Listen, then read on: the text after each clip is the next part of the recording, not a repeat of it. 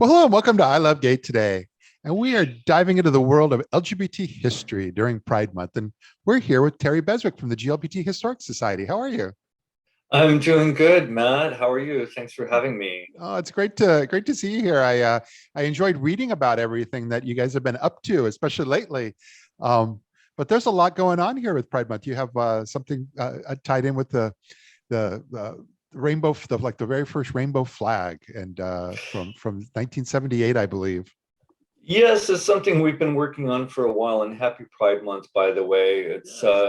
It's kind of like taking off for us really fast this year, but we've been working on this acquisition for quite a while, actually.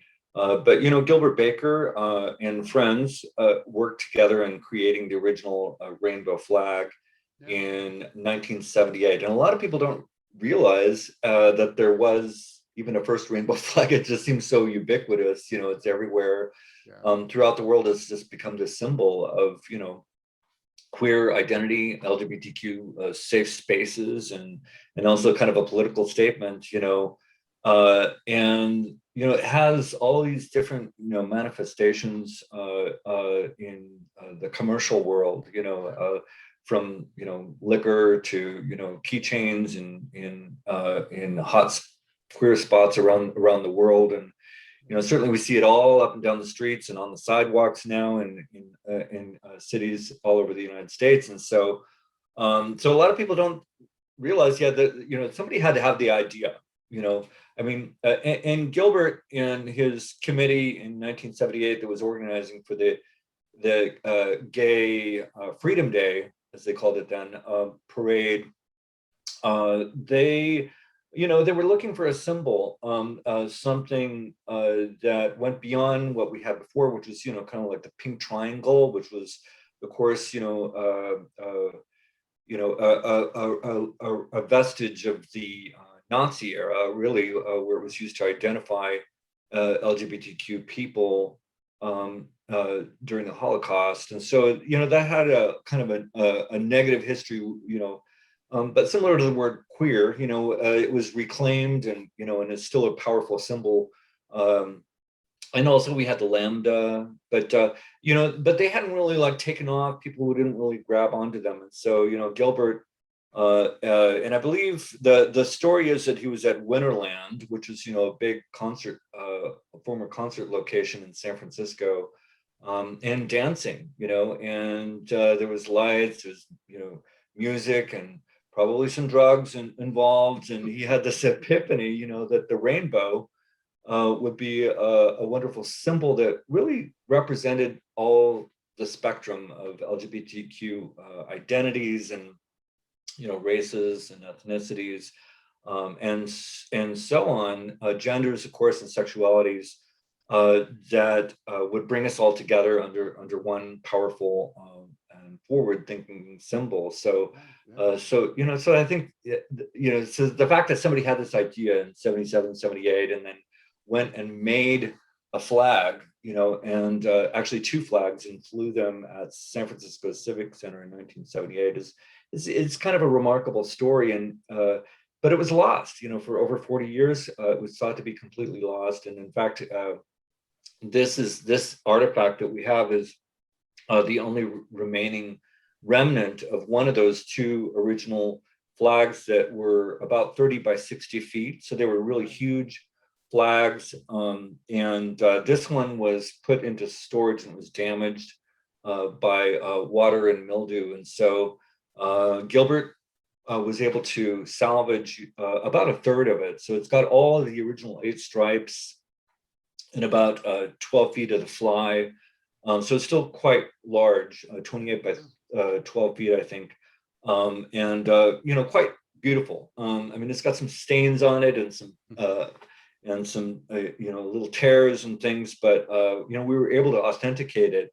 And so it was stored in his belongings. And after he passed in 2017, we went to New York, and working with his friend, we were able to retrieve a lot of his belongings and bring and his artwork and costumes, and because he was very creative for many years, and bring those to our archives. But this artifact was actually shipped with some of his personal belongings to his sister in Texas, Okay. and was in her garage. Yeah. Yeah. So from there we were able to bring it back to San Francisco, and so that's what we announced on Friday. Yeah.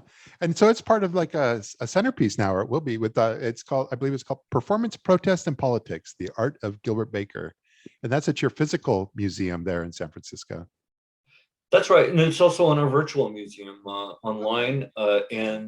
Yeah, that exhibit we actually opened, I think, about a year and a half ago, Yeah. before the pandemic hit, and so not a lot of people were able to actually see the physical exhibit over the last year, of course. And so we kept it up, anticipating that we would be getting this original rainbow flag.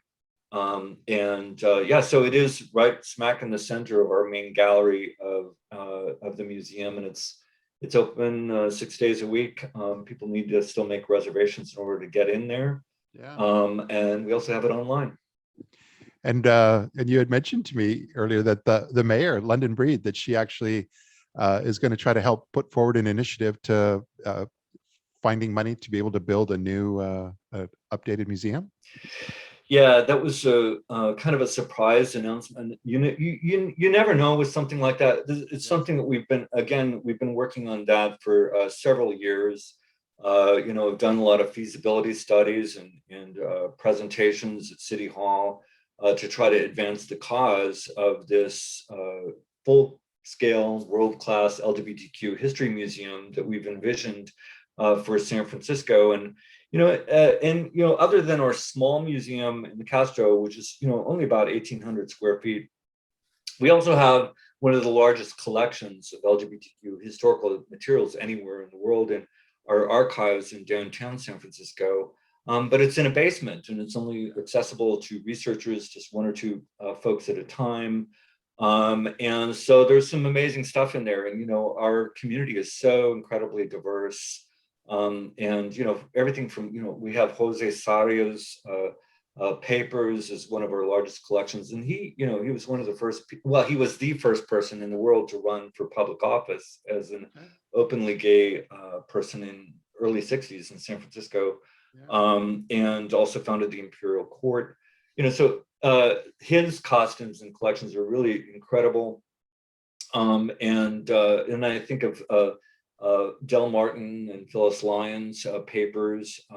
They were the founders of the Daughters of Bilitis in the 1950s. And so, and I could go on and on, Harvey Milk's things. I love all the artifacts that we have from Harvey Milk's life and campaigns, but we don't have the space to exhibit it. And so I was really pleased the mayor got that, and she understood, that we need space.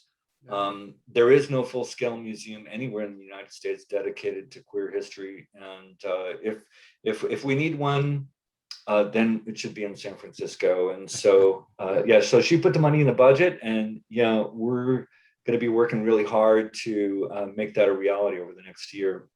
Yep. Well, I mean, I think you're in good company. I mean, the whole, especially with what when I'm paying attention online via social media, the whole world of LGBT history, and especially with the LGBT History Month and everything that follows the hashtag. And I mean, there's organizations from Fort Lauderdale to the One Archives Foundation in LA, the NYC Historical Sites Project, and of course in the UK, there's tons. I mean, there's just a lot of activity and interest in LGBT queer history at this time.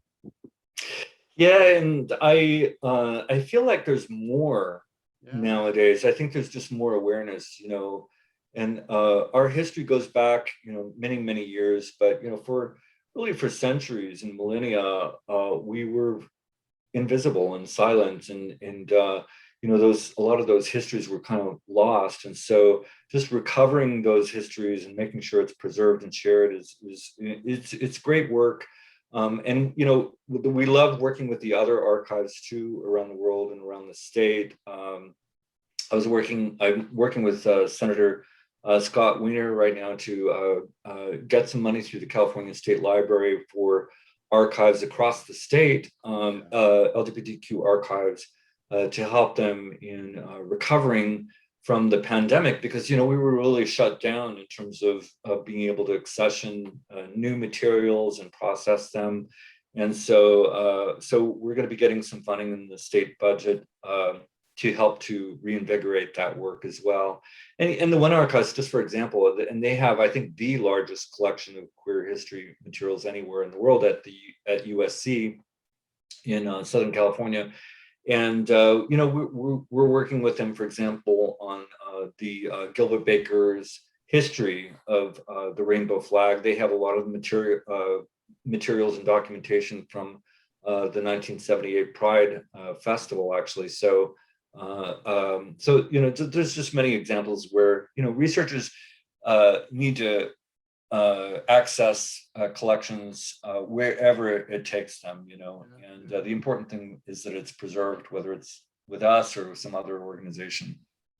Well, myself and I think a lot of other people appreciate the work you're doing. So this is fantastic. And more importantly, I'm just glad that you're able to take a few moments and kind of share some of your story with our audience and let them all know what you're up to. Great. Thank you, Matt, for having me. And I wore my rainbow shirt just for this occasion. I picked this up at Target. And it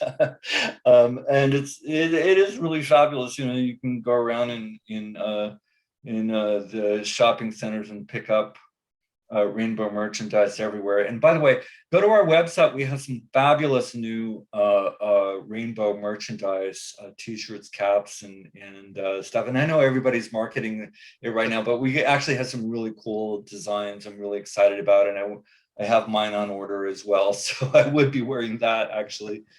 And so that's at glbthistory.org. Yeah, and I'm going to make sure to link to all that from the video post as well.